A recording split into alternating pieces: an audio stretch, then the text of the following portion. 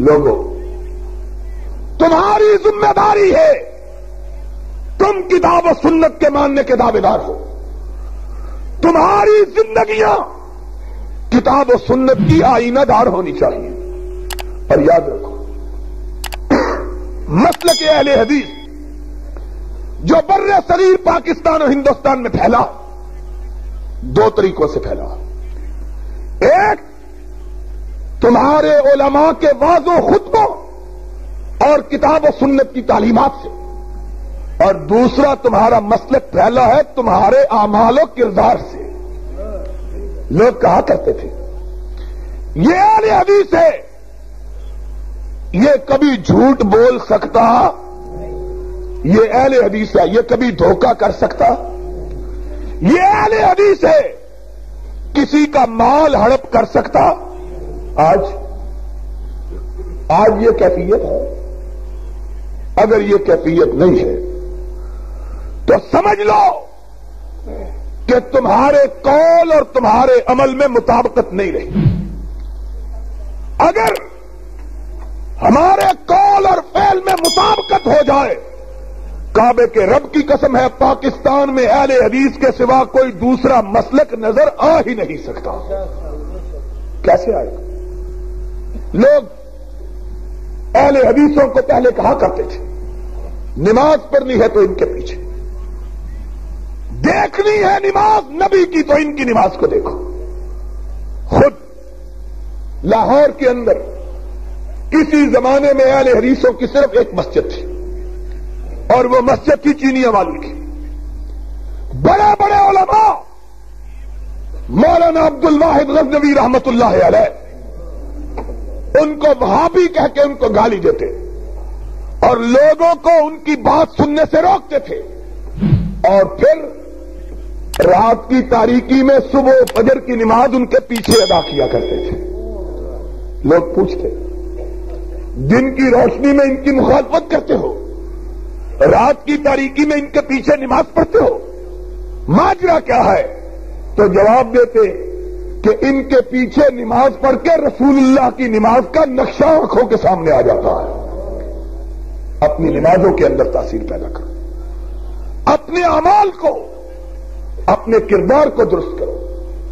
जिस तरह अल्लाह ने तुम्हें मसलक खालिस अता किया है, इसी तरह अगर हमारे अमाल भी दुरुस्त हो जाएं तो खुदा की कसम है, अल्लाह की रहमतें दुनिया में भी हम पे नाजिल होंगी और आखिरत में भी अल्लाह हमको सरफराज फरमाएगा।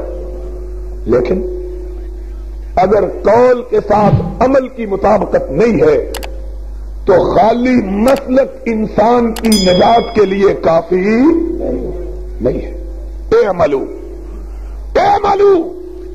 फइन्नी ला उगनियकुम मिनल्लाहि शैआ।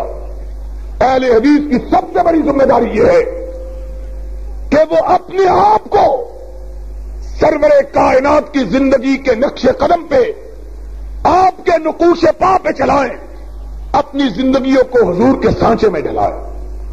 अपने अमाल से, अपने अखलाक से इस बात को साबित करें कि अहले हदीस की गर्दन कट सकती है लेकिन गैर अल्लाह के सामने झुक सकती नहीं।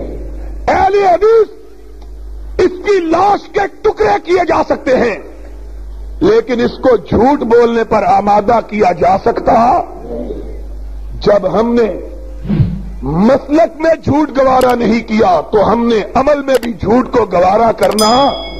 और यही सबब है कि अंग्रेज जब इस मुल्क में हुक्मरान था, जितना खौफजदा तुम्हारे मसलक के लोगों से था, इतना खौफजदा दूसरे किसी मसलक के लोगों से थे।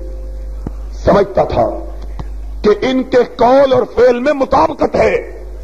अहले हदीस जो कहता है वो करके दिखलाता है और हमेशा आखिरत इसकी निगाहों में रची बसी रहती है। आज लोगों, आखिरत हमें याद नहीं रही और आज हमारे मसलक की खूबियों के बावजूद लोगों में हमारी तासीर इसलिए नहीं रही कि हम भी रस्मों रिवाज का शिकार होकर रह गए। अपने बच्चों की शादियां करते हैं, उसी तरह करते हैं जिस तरह के रब रसूल के बागी करते हैं, मौत होती है वही रस्में अदा करते हैं जो वो लोग अदा करते हैं जिन्होंने अपने मजहब के अंदर मिलावट पैदा कर ली है। तुम्हारा मसलक खालिस है, तुम्हारा अमल भी खालिस होना चाहिए। जिस तरह तुम्हारे मसलक में मिलावट नहीं, इसी तरह तुम्हारे अमल के अंदर भी मिलावट नहीं होनी चाहिए। फिर देखो लोग तुम्हारी बात को किस तरह मानते, और इसका नतीजा सिर्फ यही नहीं होगा लोग तुम्हारे मसलक की तरफ आएंगे, बल्कि इसका नतीजा यह भी होगा कि रब तुम्हारी दुआओं के अंदर तासीर पैदा फरमाएगा। जो रब से मांगोगे रब अता करेगा। फिर मुहम्मदुर रसूलुल्लाह सल्लल्लाहु अलैहि वसल्लम ने इरशाद फरमाया कि बंदा मोमिन के लबों से उसकी दुआ जुदा नहीं होती।